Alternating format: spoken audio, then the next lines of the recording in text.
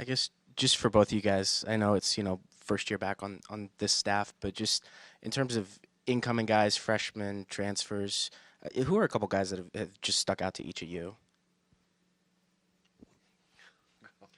I would say, on the freshman front, Cam Tilley's done a really nice job.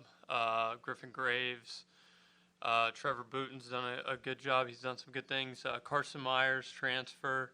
Connor McBride, JUCO that we got in. I think those guys, first thought come to mind as guys who've really, done a nice job throughout the fall and in the spring here, and should get some really solid innings.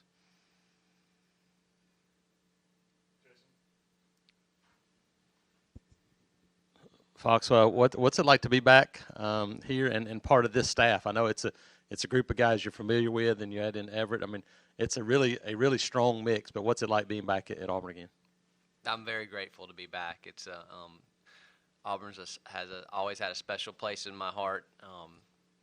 Both my parents went here. I've had a couple stints here before. I went to school here, played for Coach Baird. There's just it's been great being back. And then our current staff, the people that we have on the staff, are second to none in the coaching realm, but also as human beings. So it's just been fun coming to work every day with these guys. So I'm very grateful to be back at Auburn. Yeah, Coach Teef, Butch talked a couple weeks ago about Joseph Gonzalez getting the feel and his slider back. How have you seen that progress over the last couple of weeks? Yeah, it's definitely coming along. We obviously held him back a little bit just to kind of ramp up through season, and you could tell there was some rust. Hadn't pitched since obviously early last year, but it's gotten a lot better. Command of the fastball has gotten better. The sink to the fastball has gotten a lot better, and just really the refinement of his game, getting back to pitching and facing hitters. He's done a really nice job every outing, doing a little more than he did the last time, just to continue to improve as we lead into opening weekend. And is this the weekend you kind of set your pitching up for opening weekend? How is that looking right now as far as starters? I wouldn't say that we've 100% said anything. The one I would say strength of our staff is our depth, and I think we've got a lot of different guys that are gonna contribute in big ways. So we haven't necessarily said anything in stone, but I think we've got a lot of guys that can handle a lot of roles. So I think we're very lucky in that sense. Coach Foxhall, you talked about being back. The changes that have been made, I guess, to the facilities and what's being done now. Just how do you feel about the direction of Auburn baseball? Auburn baseball is in great hands, and I think that with everything that's being done with the facilities, it's going to put us on more of an even playing field with the rest of the league. So we're excited about that in the recruiting world, and for our current student athletes, that they're going to have the best in the country and on par with the rest of the league. Coach Steve, working with the White Sox in player development and then now coming to college, how have you had to do things differently with the different kind of demands and expectations of amateur athletes versus professional athletes? I wouldn't say as far as dealing with the athletes or just necessarily people in general. Obviously, I worked with a lot of our Latin kids that are even younger than these guys. I would say the difference, probably the biggest thing, is the time restraints with the NCAA, and that's not necessarily in a bad way or I guess in a good way either. But you don't think about, wow, we're up against the clock and this inter squad's got to end here in 10 minutes. So that's been the one thing in pro ball. It's kind of like, hey, we're going to be out here till the sun goes down until we get it right, if we have to be. So I would say that's been the biggest change. But really dealing with people, I mean, we had high school draft picks that we paid millions of dollars to. So, I mean, a lot of it is the same, and it's just treating people, like they are and just kind of being good to them. I guess following up on that, to come from the professional ranks to college, why was this a fit for you? Obviously it's more responsibility in terms of the actual title of the job, but why make this move to a college team? I would say Butch, it all kind of starts with him and just the culture he's built at this program. He's been incredibly successful since he's gotten here. I think that was obviously very alluring. Having 3 kids and traveling a lot on the pro side wasn't super ideal. But I would say it starts with Butch and just the quality of the program, the quality of the people around here. Being from Georgia, I knew about Auburn and had a lot of friends that went here, and just the great things they said about being here. And so I think it was just kind of a culmination of everything. But I would say Butch is obviously number one. Yeah, Coach Steve, what do you like about Will Cannon potentially being a closer type, his stuff, his mentality, and who else do you like sort of at the end of the games? Will's a bulldog. He always wants the ball. I think in those moments when we've seen him in shorter stints, everything ticks up. His changeup has been really good. I think that's the one thing that might help. Against a multitude of lineups, his slider's gotten better. So really, just the mentality when you look at that, plus the uptick in stuff. I mean, it's nice to have him kind of back there, and then. The kind of going off of the depth of our staff, we kind of have a little bit of a toolbox where we got, a little of everything that can, we could play, matchups in different situations to try to keep everybody fresh throughout the year. That we've got a lot of guys we feel very confident in that get pitched at the back end of the game, depending on, lineup construction and what's coming up. So we're very fortunate in that situation. Coach Foxhall, what does it mean to have a guy like Bobby Pierce as a leader, as an outfielder defender, his big arm, and, of course, his bat in the lineup, too?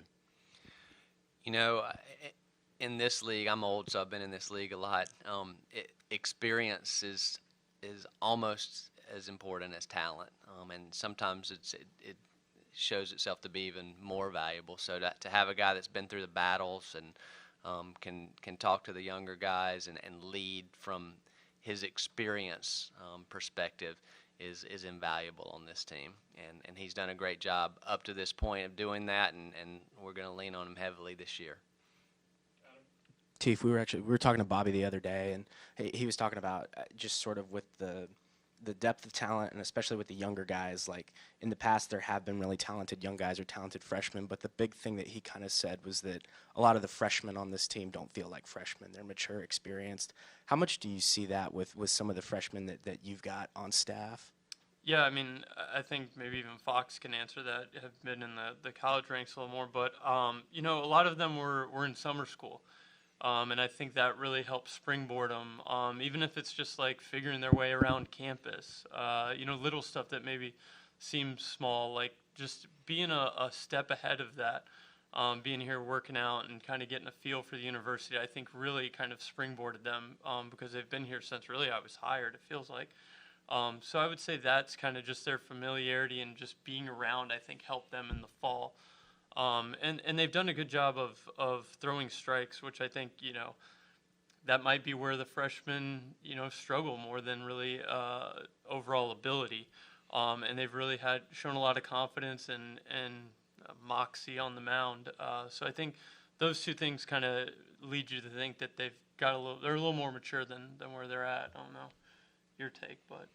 Yeah, I agree. They've been very businesslike and when they've shown up, and I think it starts with our older guys. It's just the culture, and it goes even back to what Teef said about the culture that Butch has built here, and the guys that have been here are really good teachers to the guys that have come in. So when Bobby says that, I don't know if he understands that he should feel like he's responsible for that, because I think the older guys have taught the younger guys how to mature faster and have shown them the way at a good pace. So yeah, they do feel older, and they have been more responsible than probably your typical freshman. Everett, speaking of experience, how nice has it been to have Coach Foxhall there with the seasoning that he's had? He's been through a bunch of SEC seasons to lean on, maybe be a sounding board throughout the season.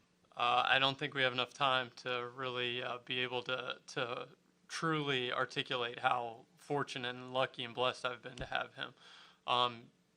Just to lean on him and, days where I'm racking my brain, like, what do you see and what could I be doing better? What, from the college side, what things did you do to have that resource literally staring me right in the face across from my desk has been just a godsend. When we were talking about hiring him, I told Butch, I was like, yes, like he fills in my gaps, not having been in the college ranks, and I've just been so dang lucky to have him as a sounding board when things are good, when things are bad, when things are in the middle. So I can't thank him enough for the help and guidance that he's given me.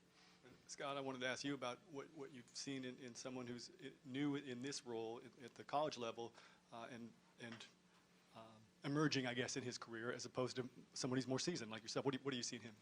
Well, I think I've benefited from Teef just as much as he's benefited from me. He is the new age pitching coach. I mean, that's why Butch brought him here, and that's why he's done such a good job with our guys. We've had technology around for a while that old school coaches, and I'll put myself in that category, maybe didn't understand it quite as much or understood it but didn't know how to teach from it. And coming from professional baseball, where he used it on a daily basis with so many people in an organization, Teef is an expert at using the technology, and he's great at teaching with the technology. So I've benefited from learning from him, I'm sure more than he's benefited from learning from me, and our guys the same way. And hopefully I can just be here and help him learn from all my mistakes that I've made. That's how I feel like what I do in the office every day is hopefully he's learned from the mistakes that I've made, and I think we're a good team together. Scott, you were, I guess, obviously I feel like your ties are more strong here, but I mean, you coming from Starkville in the last job, there's so many Mississippi State ties here. You won a national championship there. John Cohen's here. Rhett Hobart's here. Bush was there at one point. Have you seen any ties from that program that's one of the winningest in the history of the sport kind of move toward Auburn and maybe have any influence on Auburn with all those voices that are now in the room from Starkville? Yeah, again, it's culture, and like we talked about with the facilities, Auburn's in good hands.